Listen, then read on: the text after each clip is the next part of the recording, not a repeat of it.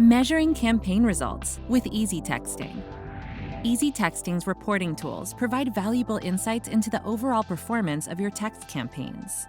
To access the data, from the Easy Texting home screen, first click on Reporting. Toggle to the Messages tab. You can use the Date Range drop-down in the upper right to filter your report by date range.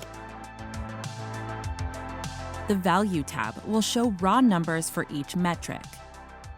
From here, you can see the total number of delivered messages, bounced messages, which are messages that were not delivered either because the number was invalid or the device cannot receive text messages, replies, line clicks, and unsubscribed contacts.